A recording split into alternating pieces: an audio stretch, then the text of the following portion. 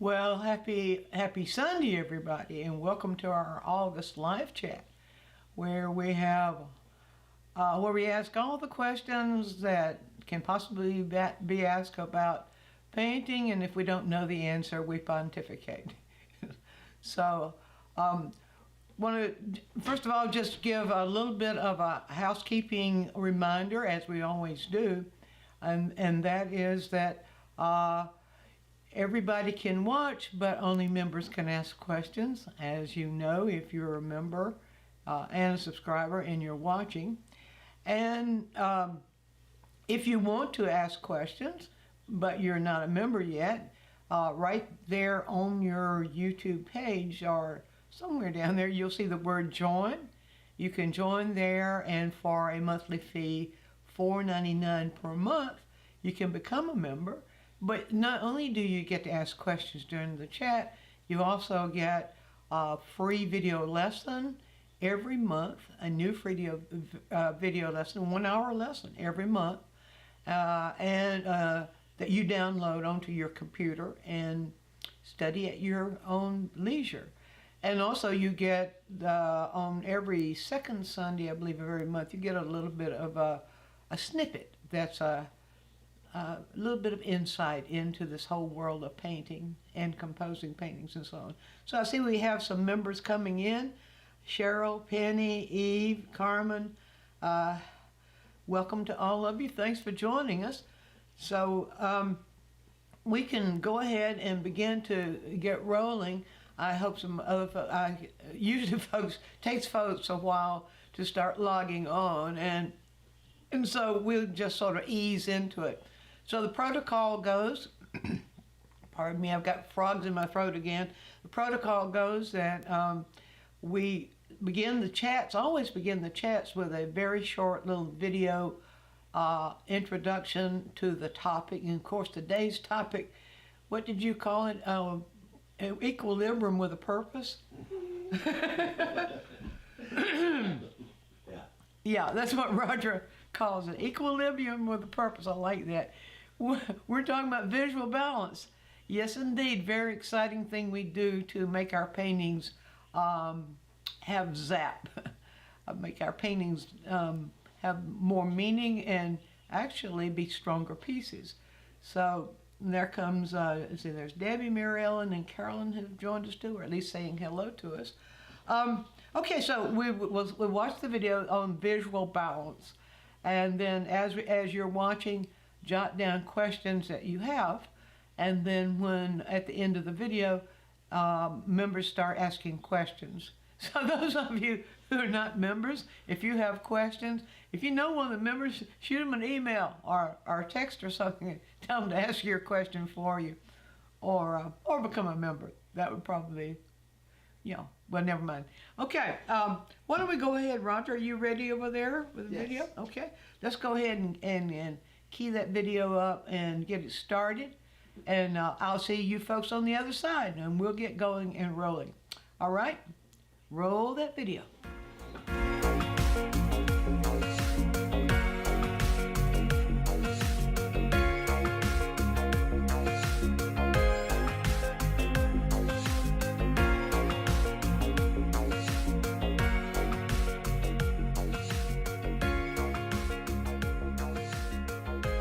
Visual balance depends upon visual weight and how we distribute visual weight across our canvases. So let's determine first what causes visual weight. Look at these two discs. Do you notice how your eyes are more attracted to the one on the left than the one on the right? They're the same size, they're the same shape, they're located in the same proximity, just mirror images of each other. So why is that? Why is it that our eyes are pulled more towards the one on the left than the one on the right? That's happening because when everything else is equal, a darker value carries more weight than a lighter value. The weight, visual weight, is determined by how your eye is responding, to the degree that something is pulling your eye to it. So we know now that one thing that causes visual weight is the degree of how dark or how light values are in comparison to each other. Now, how are your eyes responding to this configuration? We have the same size, we have the same values, but one is closer to the edge than the other. As you fix your eyes on this one, do you notice how your eyes keep trying to go to the edge? That's because, all else being equal, shapes located closer to the edge pull more weight than shapes closer to the center. So that brings us to another concern that affects visual balance. The proximity of the shape on the surface helps determine its weight. Now look at this configuration. You notice that the shape on the right is smaller, but it's in the same position. It's also the same value as the larger shape still. So there is yet a third element, and that is the size of the shape helps determine weight. When everything else is equal, the larger shapes are heavier than the smaller shapes. That's why the smaller shape located closer to the edge balances the larger shape closer to the center. Another element that affects weight is color. Warmer colors carry more weight than cooler colors when everything else is equal. Do you notice how your eye is more drawn here to the warm disc on the right? But I change the size of that disc, make it smaller, and then you feel that the weight is more equal. The more different a single shape is from the areas around it, the more isolated it is. And the more isolated a shape is, the more weight it carries. The beauty of this is that a single shape that is different from its surroundings can balance a group of a similar kind of shape in a different location, such as we see here, single deer on the right and a group of two on the left. And the last major influencer of weight is direction and its counter direction of angles. Vertical angles and horizontal angles are perfectly balanced. Diagonal angle tilted in any direction pulls our eye in that direction. But a diagonal tilted in the opposite direction will counterbalance the original angle. A vertical or a horizontal will balance that angle as well. So the things that cause visual weight are value, proximity to the edge, size, color, isolation, and angles. But having the things that cause weight is not enough. We need an indicator around which we balance that weight. And that indicator is called the axis. The function of the axis is that the balancing takes place between the axis itself and each side of a two-dimensional surface. Its natural location is in the center of the surface. But it doesn't have to be in the center. It could be to the right or to the left of the center, depending upon where you want the area of emphasis in your painting. Let's examine what John Singer Sargent has done with the balance in this painting called The Oyster Gatherers. First of all, let's locate the axis. Look at where he has put that axis, right here. We know that because of the way we see the angles. We see the angles here, moving in this direction. Even the way the clouds are angled here. The angles here, and then here. And then we see the counter angles by the way the alignment is happening right here between these heads, the top of this head, this basket, the way these people are looking, the direction in which these people are looking, direction in which these people are looking, and this angle over here is reinforced by the angle that these people are looking. Let's diagram that. Now we can see how he's used the element of isolation of these two figures to balance the area of isolation we see here and also the weight that we see here. At this point, I want to clarify something. In the earlier introduction, when I was talking about the weight according to the proximity of the edge to the center, I was speaking in terms of the centers that we were looking at there. All of those images had the axis right in the center. But let's change that language just a bit, and let's begin to call this axis. The area between the axis and the edge, within that area is where the balancing takes place. The closer images are to the axis, the less weight they have. The closer they are to the edge, the more weight they have. Now, with that in consideration, we know that the dark colors carry lots of weight as well. So we can see he's used dark colors throughout all the figures. But look at this group right here. These two grouped close together and actually grouped with this one. But those images being that close to the axis gives less weight, so that the smaller image further away from the axis carries more weight. Not more weight than these, but carries enough weight. And then these images turn in this direction, smaller image. This image connected to the edge, and connected to the edge is about the heaviest weight you can create with images. All those balance the isolation we see in these images, and with their angles pulling in that direction. Beautifully done there. Look how well he's balanced his color. He's used a complementary scheme of blue and orange in very low saturations. We see the large areas of warms in here, and the warms emphasized in the skin tones and in some of the garments, against that cooler area. We see lots of cool in the sky, and then in the water, and then in this water that's reflecting the sky.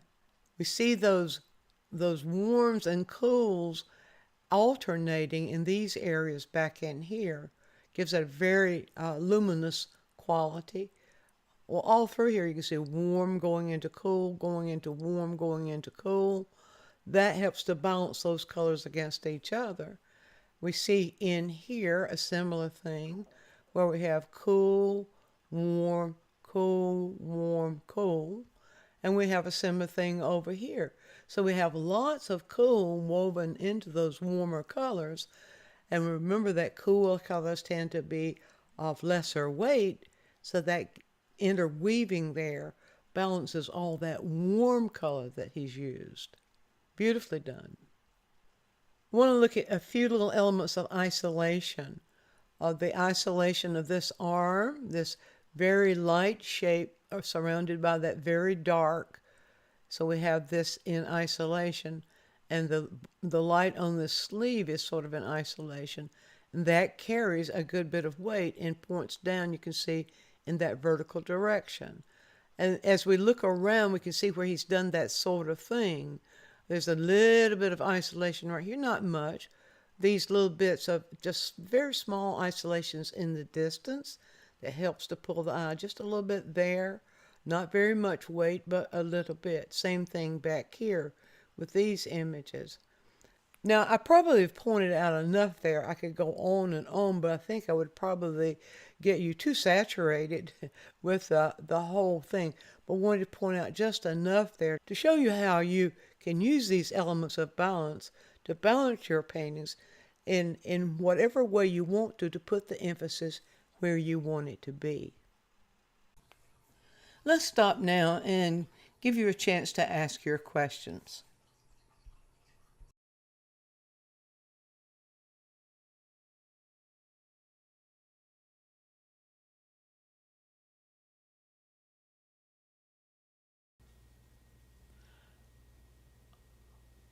Okay. All right now. Ready for your questions. I hope hope a few questions. Well, if I answered all the questions in the video, I guess we could just all take a break, couldn't we? Go on a picnic or something. But I hope that we stimulated some questions there. In the meantime, the one thing that's really, really fun, that's fun for me, and I think you might find it fun too. I mention this so often, is to actually go on to the in websites where you can find where the master's artist work is listed, and look for the kinds of things like balance and like where the axis is located, where the painter actually located that axis. You'll notice it will be right there within that center of interest. Usually the center of interest is somewhere in the neighborhood of the axis, but it's not always. But it's not uncommon for them to do that. But it's really, really fun to see how artists handle these things, how they can take those principles and play with them and do fun stuff and make a fantastic painting in the process. So Mary Ellen asked, at what point in the process does an artist start thinking about all the elements you're talking about? All from the very beginning, from the time you first get an idea, is the time to think about it. It's really not a good idea to think too much about the elements and how they work while you're actually painting. It's better to do your thinking ahead of time.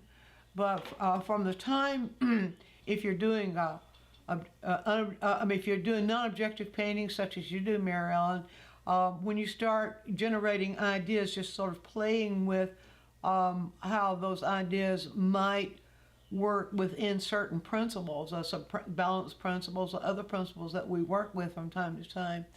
When we're working from a realistic, when we're working more, I should say, representational, I don't know a really good word for that, realistic probably is a better one, where you're working with images and you're using those images to communicate with, it's best to look at that. Look at whatever attracts your attention and tells you it wants you to do a painting from it. It's best to start looking at it right from the get-go as to the principles. First of all, how would you best balance? Where would you find? Where would be the best way? How would be the best way to place those images within that area of canvas or paper or whatever painting surface you're working on? How would it be best to place that image so that you can express it with the greatest strength? And I always like to, I think one of the best ways to do that is to first of all look for the lights and the shadows. Now when you're doing non-objective painting, you're not concerned with lights and shadows, but for the sake of everybody else and as a part of answering the question, how the lights and shadows, the shadow patterns and the light patterns are going to tell you something about how the thing can be placed on that canvas. And so looking for those first. But if you do all that thinking ahead of time, but don't try to paint the whole thing before you go to your painting surface, but organize your ideas, organize where you think this is going to go, some sort of general idea about where you think it's going to go. But when you actually start painting, it's best not to think. It's best not to think. Because when you start thinking, you start tightening yourself up. You'll be doing your painting might take the risk of being more contrived than it will be spontaneous. But if the point is that when we learn these things ahead of time, then they automatically work through us while we're painting. Like any other skill, how many times have I done that kind of comparison? If you think about even your skill of driving, you had to think an awful lot to learn all the principles of driving. But when you get in your car to drive now, how often do you think about, well, I think I will start the car. Well, I will put it in reverse. Well, I'll turn the wheel at a 35-degree angle. No, you don't do that. You automatically do those things because now you've learned it and you've practiced it enough that you have it built. It's in your system. And you can just think about your process of painting as the same process as driving your car.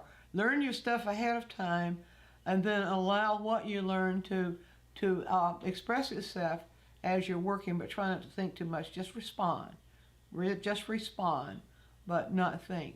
Oh, good. We got bunches of questions come in since that. Cheryl's is next.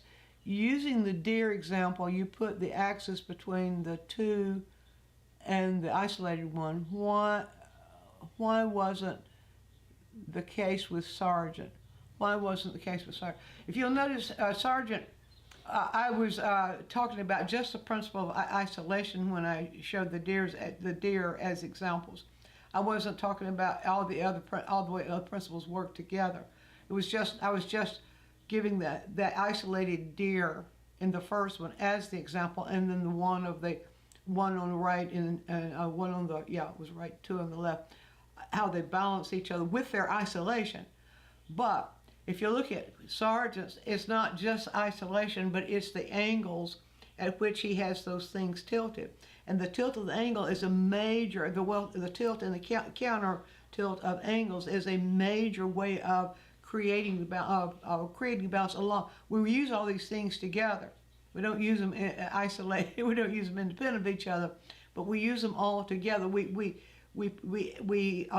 emphasize some and de-emphasize others, but we use them in concert like an orchestra, like you have different instruments in an orchestra. And so if you look at Sargent's, you see it's the way his angles are tilted that are creating that axis point. And so that, I hope that answers, let me know, what was the case? Yeah, with Sargent. I hope that answered, Cheryl. Carolyn, is there a problem when the main axis is dead center? Sometimes it looks a little dead, but if it's to the side, it looks more like. It's all a matter of what you put on either side of it and how you handle it, Carolyn. No, it's not. The axis dead center. For example, if you have a landscape that is a more horizontal kind of type landscape, then there's going to be an automatic suggestion of the axis being right in the center by the way the images are arranged. But it's how you handle it, how you emphasize, how you place emphasis on either side of the axis that balances, that will keep it from looking dead. Not only that, but the other ways, the way you handle color and the other elements as well. So a lot of really, really successful paintings have the axis right in the center. Of course, now we know that having the axis in the center is also one way we symmetrically balance it. Bring to mind The Last Supper by Leonardo. I use that one as an example a lot of times in balance, where the Christ figure is right in the center, and then the disciples are arranged on either side in a balance. That's symmetrical balance, with the images being placed symmetrically or being balanced by using an asymmetrical arrangement. But then also if you've got that book by those of you that have the James Gurney's book, Form and Color, Light and Form, Color and Form, Form and Color, whatever it's called, Color and Light, I believe it's called. Anyway, there, I can't remember what page it's on. 37 comes to mind, but that may be something else. Where he has a painting of a tree, a summer tree in foliage, and it's a vertical painting, and the tree's right in the center. That'll be the axis right in the center, tree's right in the center. But the way he has interwoven the colors and the values into that tree and repeated those in the environment, it's alive. It has life. It's not dead. So you can look through the history, the master painters, and you'll see many, many examples of where the axis will be in the center, but because of the way they balance, or the way they place images on either side of that, it can be a very dynamic painting. Although it placing an axis in the center can very easily create a dead painting, but so could place an axis on either side. It's not just the axis, but the axis is a very important part of it. Mona, sorry I missed the beginning. Where exactly is the point of interest in this painting? In which painting? In which painting? Are you talking about, what are you looking at behind me? Is that what you're talking about, Mona? Or is it the Sargent painting? I'll give you a moment to tell me what painting you're talking about. And come back to me on that, Mona, and I'll pick you up. and I'll go on to Penny. Meanwhile, saw the axis between the single figure and the group in Sargent's painting to dovetail on Cheryl's question. Go back to that. Roger, would you throw that up on the screen for me? Have you got the Sargent painting on the computer? You don't. Okay, don't worry about it. Don't worry about it. Yeah. Go back. If you can, you can Google John Singer Sargent oyster gatherers. That's the title of the painting, oyster gatherers. What I'd like for you to look for, now remember angles. Look at the alignment of the angles on either side, how the major angles in that painting are aligned. The angle of the clouds in the sky, the angle that's created by the figures themselves, if we're thinking on the right-hand side now, the angle that's created by the tilt of the woman's head, the tilt of the little boy's arm reaching down, and the direction of the woman looking at the little boy and the little boy looking down, those angles align with the angle of the cloud, where the edge of the cloud in the sky, and then you'll see that coming in the other direction, the angles at which the basket is tilted, it's in alignment with the angle of the woman and the how was that in front, the way the things are aligned, the way the edges of the images are aligned in front, and you'll see some echoes of those within the actual garments and other places too, if you look. And so it's a matter.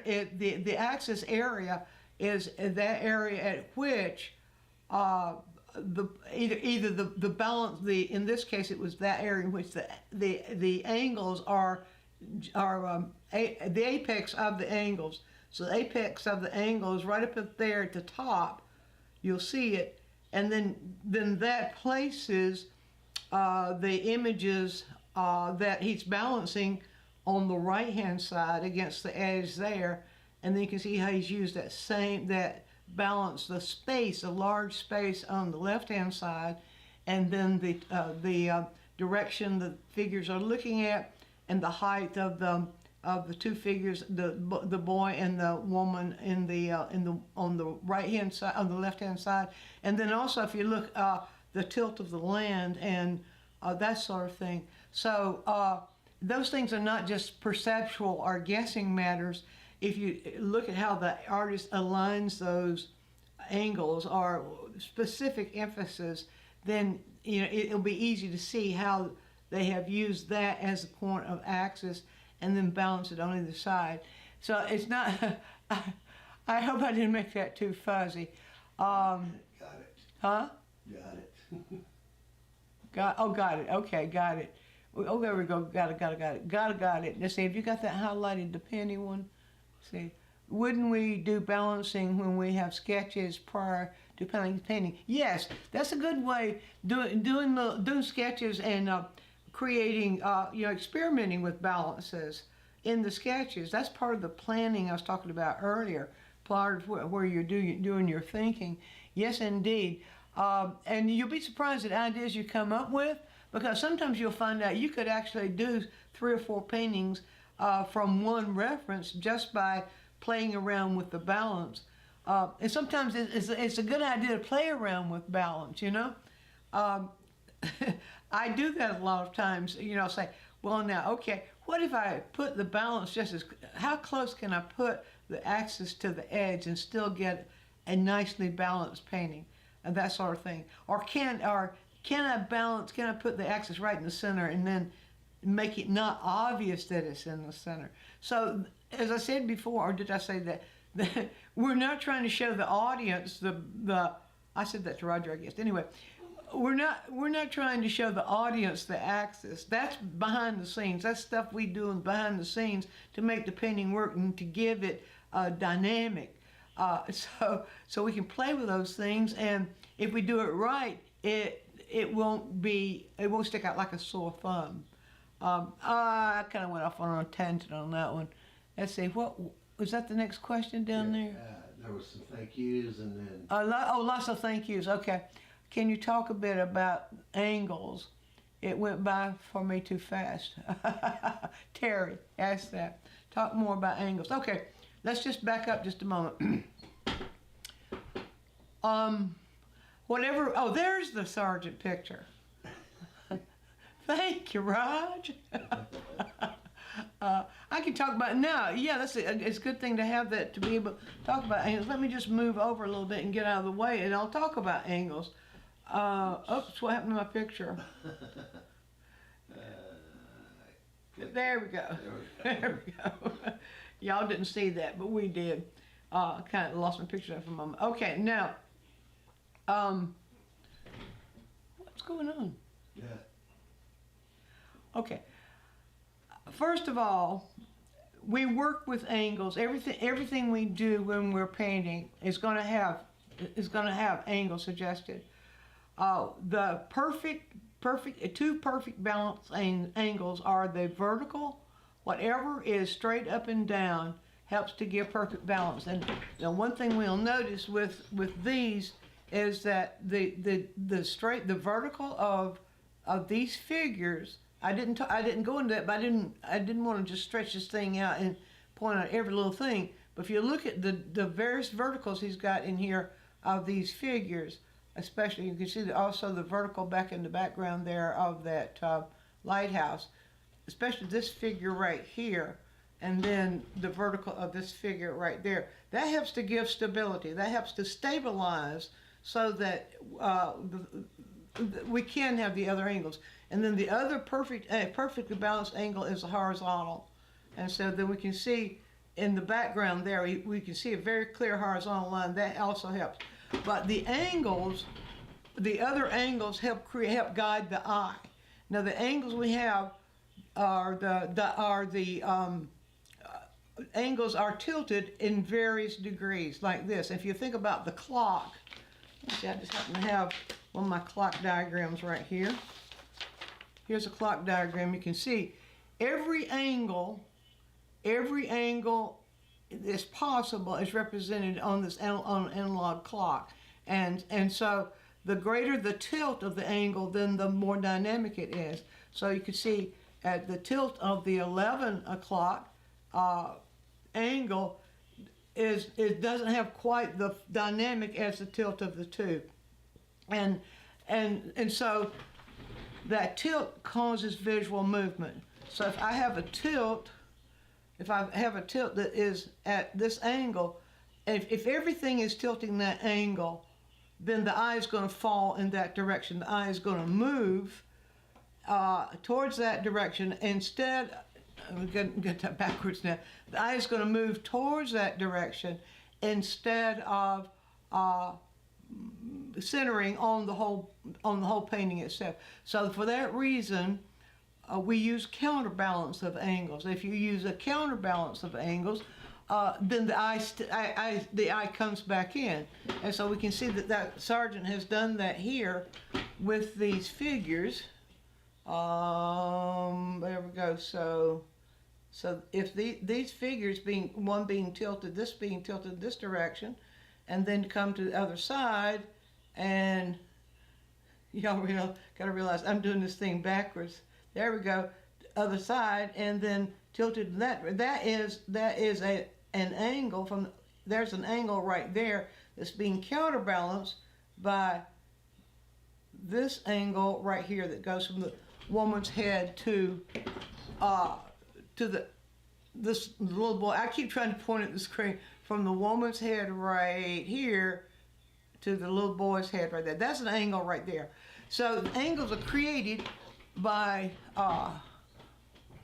tilts, and the tilt could be the tilt of an image, such as the side of the shoulder on the woman right here.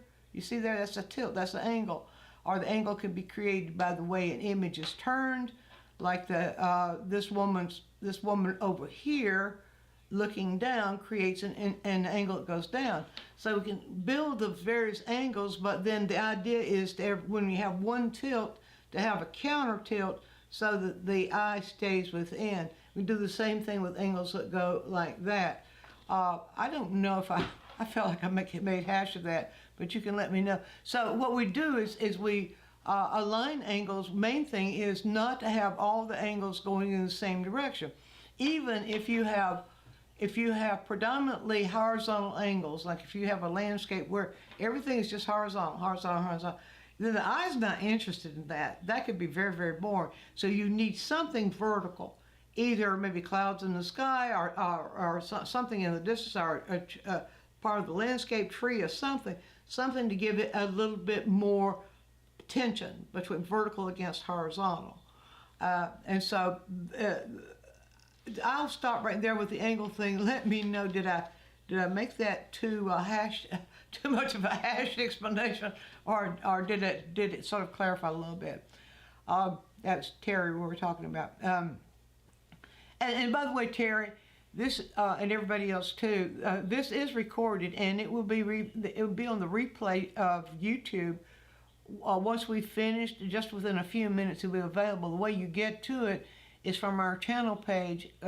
Click live in the menu, and that live category in the menu has in it all of the YouTube chats we've done. So if you need to watch, you can just watch that beginning part again, the video again, and maybe you could slow it down and watch it back and forth to get the concept of anything there I was talking about.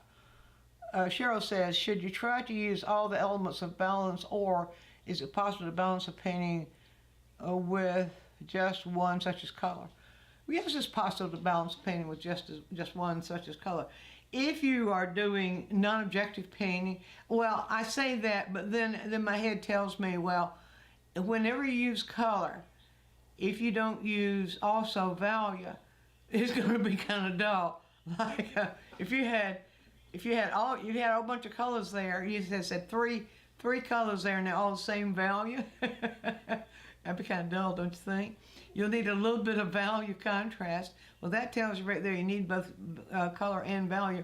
And then if you don't have those all gradated into each other, like the values gradated, dark graded, and light, and so on, you're probably going to also, by the fact that you have created different colors and different values, you're probably going to have, that's going to create a shape.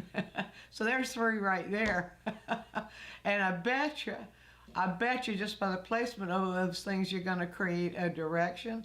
And I bet you by the size of the brush strokes, unless you make little checkerboard brush strokes, I bet you're going to have size coming into play.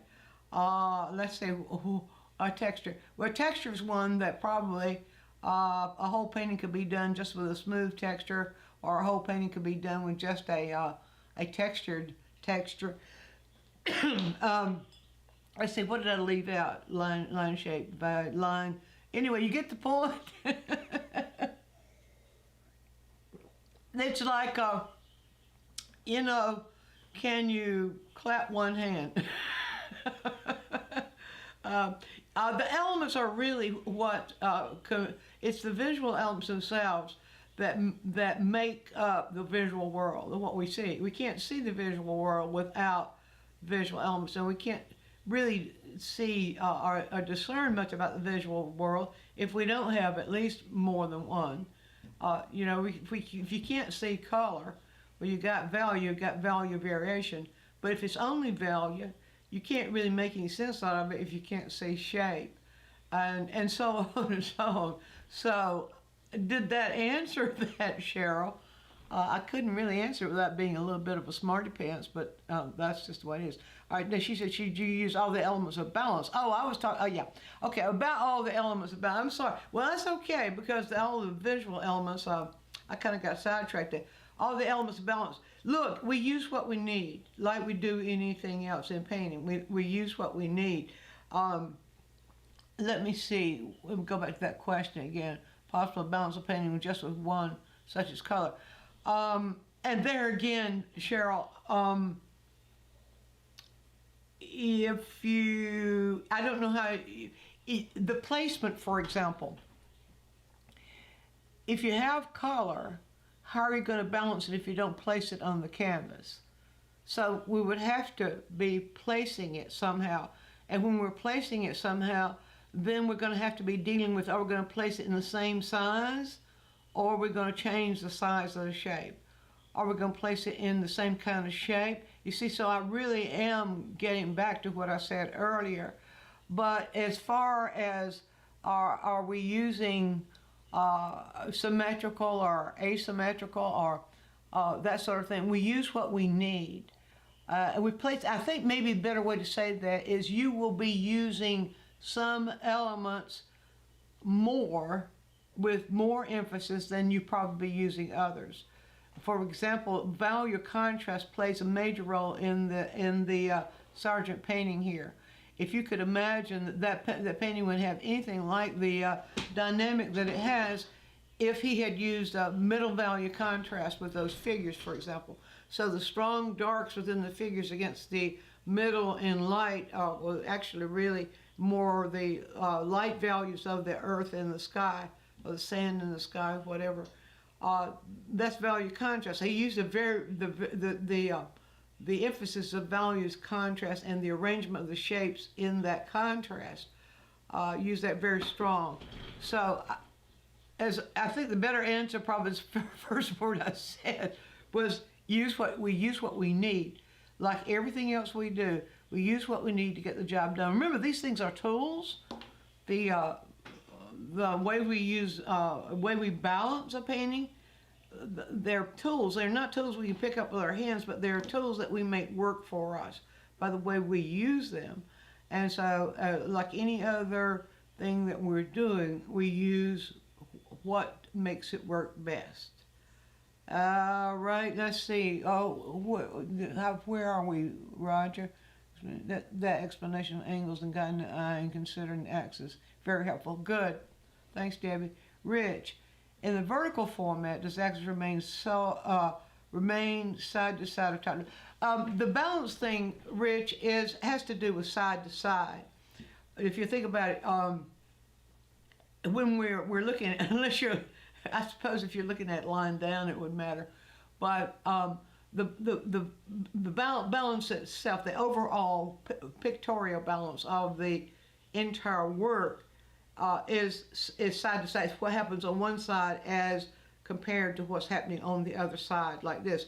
Now there is we have the consideration how much weight there's at the bottom, how much weight there's at the top, but that is a part of what's happening side to side as well. So I didn't really know what else to say about that. Tools, not rules. Yes, Carolyn. Yes, Carolyn. Yes, Carolyn. That, and I'm glad you said that because because that's going to get me going. That there's too much emphasis. There's too much emphasis placed on falsely calling principles rules. They are not rules. Now, and I think that's one thing that turns a lot of people off. Thinking, I don't have to deal with those old principles. They just bore me to death. I don't want to deal with those old principles. I don't have to need to know that. You don't need to know that. You need to know how to use that, because without knowing how to use it, we run a risk of if you're a genius from the beginning, you might do a masterful painting just by intuition. But I think resetting our attitudes about the principles of painting, resetting our attitudes and realizing, to heck with rules, damn the rules, just say it, because they're tools. And when we realize they're tools, they're going to do the job for us when we use them right. So, all right. See what you did there, Carolyn? You may be going to temper tantrum. Got it? Yes, thank you, Cheryl. Tools, not rules. Okay. Let's see. What else? Anybody else got a question? Vertical form. Okay, got that one. What else? Did I miss something? That's it. No. That did help. Thanks. Should try to use the elements. Okay. Covered most of them. All right. Everybody either logged off or we got it all answered. I think it'd be fun for you to just sort of play with this. And I think beginning with the drawing earlier on, who was it that brought that up? Was that Penny? I don't remember. Somebody. I'm sorry. I can't remember exactly who asked what. But anyway, playing with your if you don't have a sketchbook, I think you would be thoroughly surprised at how much joy you're missing out. And I love those hardbound sketchbooks because they feel special to begin with, but they don't the covers don't curl up and wear out and get dog chewed and such like that those little flimsy covered sketchbooks do. So if you don't have a sketchbook, make it a priority to get yourself a sketchbook any size. I love those little small ones, the ones that are about 5 by 6 inches, about the little square ones that are 6 by 6, with have a little spiral bound. I love those little things. Or the larger ones, just the eight, I think it's 8.5 by 11. Those are the kinds I've been using for years and years and years. But just to use that as your playground, a place to play and to play with ideas, just taking ideas like the balance ideas we talked about today, and doing little sketches where you are little studies where you are simply playing with balance, or playing with seeing ask that question, what would happen if, what would happen if I did this or if I did that. It's just a wonderful way of keeping yourself involved in your artistic life and getting yourself prepared for another painting. You'd be surprised. All right, Carolyn says, wait a minute, I missed one. Mary Ellen, I have a question. I'm trying to find it. Oh, okay. Carolyn, I'm sorry, Roger. Don't know if it's right, but I like to make large sketches and no tens. I can get more ideas that way. Yeah, well, large, small, any size. Whatever size you feel more comfortable with, more comfortable with working and playing, do it. I mean, if you like doing the larger sketches, those sketch pads, especially those that are you can get large sketch pads up to 18 by 24, and maybe even larger than that. I'm sure you can. But those little, I think they're 12 by 16 size sketch pads are excellent to just play with ideas, sketch, use color, use whatever you want to use, because that's what the sketchbook should be for us. It's our playground. It's where it's our little journal. Writers keep their journals in like this. My sketchbook is like this. My sketchbooks, I should say. Let's see. Other question, Mary Ellen. Actually, I think I'll ask in the workshop on Wednesday. Okay. Yes, 12 by 16 is what Carolyn's using. Wonderful ideas. Yeah. And they're not that expensive, really. Especially if you be sure and get a good quality. And because if you have a good quality, and you can get a good quality sketchbook without a lot of expense. The reason to get a good quality because the surface will accept what you do a whole lot easier than if you get those cheap things. And I really got to, since I'm on that subject, I do not like those newsprint. I don't like newsprint for working ideas on because, for one thing, it's too slick. It doesn't have the flexibility that you can have on drawing paper, on just a good traditional drawing paper. The newsprint doesn't have that flexibility of accepting the media. It doesn't have flexibility allowing you to add, if you want to add watercolor washes in or whatever you want to do with it. And I know it's cheap, but it's better to start fires with than to sketch with. Okay, somebody's going to get me for that one. Somebody's going to have something to say to me about that, but I don't care. That's my opinion. It's not just my opinion, it's my conviction. Penny, Diane, would you speak about the current image behind you, the fellow in the boat? Yeah. Roger found that. Did you find that's Pixabay, right? Yeah. Y'all, if you haven't discovered Pixabay.com, it's a wonderful place to have images, find images to play with for your resource play work. Let me get out of the way over here.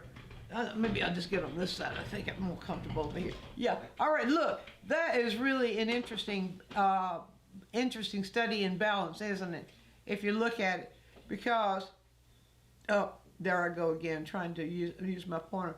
So if you look, you see how vertical that guy is at this part of the right there. You see right up there, the whole thing is balanced along that line right there. You see the strong angle of whatever that is he's attached to there. Is his what is that, Roger? What is that thing called? It's Whatever this is right here. He's fishy. Yeah, whatever it is, that strong angle there, and then you see as it goes up into this piece at the top right here. You see that angle. We see that angle.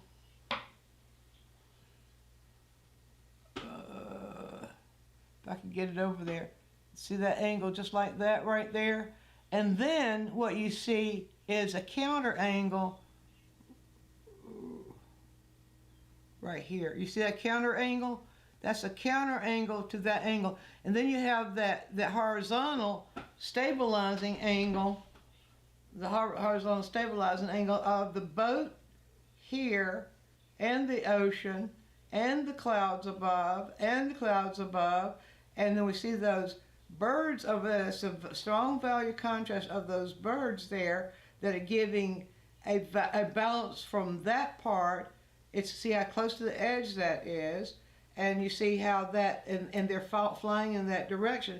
It's got lots of space over there, and that balances this strong angle right here. This angle here is very, very strong because you see the value contrast there, and also there's a psychological strength in there because we know it's a human being, and we know if he tilts 2 inches this direction, he's going in that water, but he's it's also a good study in physical balance as well as visual balance.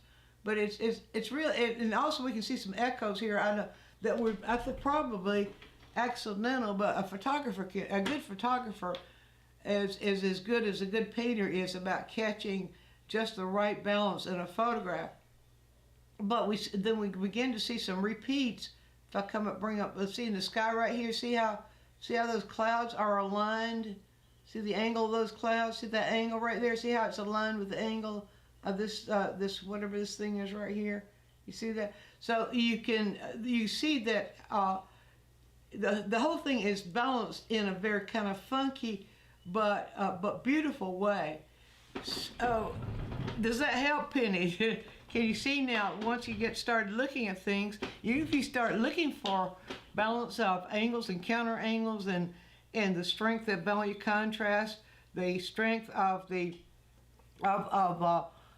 how strong something any element is if it's closer to the edge as opposed to be closer to the axis, and really when it's balanced on both sides of the axis, that's when you really see that action. It's fun to play with. So, all right, folks, we're getting down to the wire, getting ready to wind this up. So, if there's anybody else got a question you haven't asked yet, or you want to ask, but ask it right now because I'm just getting ready to close shop. But this has been we've asked some really good questions here, and I hope that you will pursue this study of balance and pursue it in your work. And like I said earlier, go see what other artists have done. And I meant to bring this up earlier, but I think I forgot. There is a website called wikiart.com. It's WIKIART.com.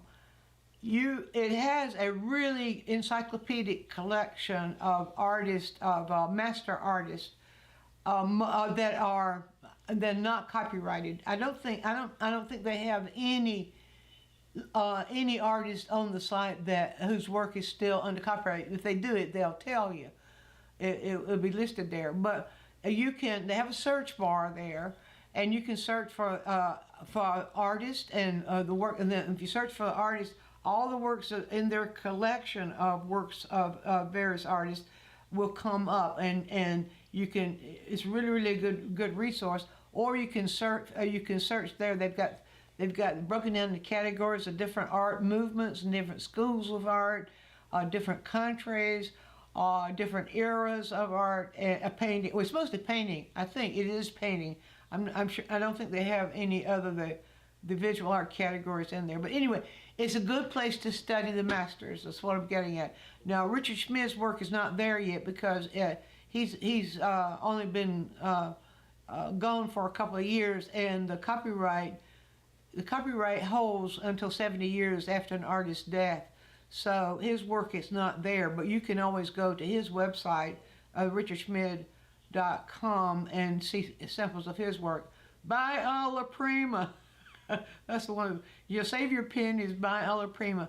That's one of the best ways to really see the quality of his work and what he does. And my goodness, as I said before, it's just an encyclopedia of information about just the life of a painter and the process of painting in the way that is not dogmatic, but it's his sharing, just sharing with us. So give those things a try. But what I was saying, the reason to go to Wikipedia and find some master artists there is so that you can then see what those artists are doing, not just how realistic their images are, or oohs and ahs, not that kind of stuff. We don't do that. Study specifics. Look how they're balancing pieces. Look at what they're doing.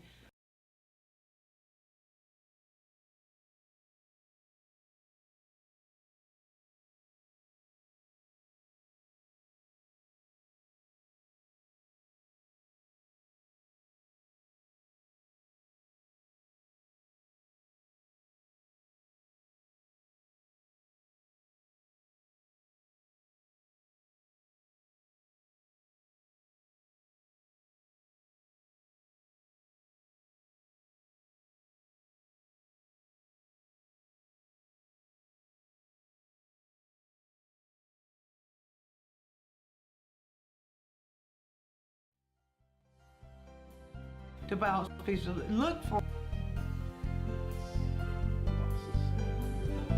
huh? That didn't go before then.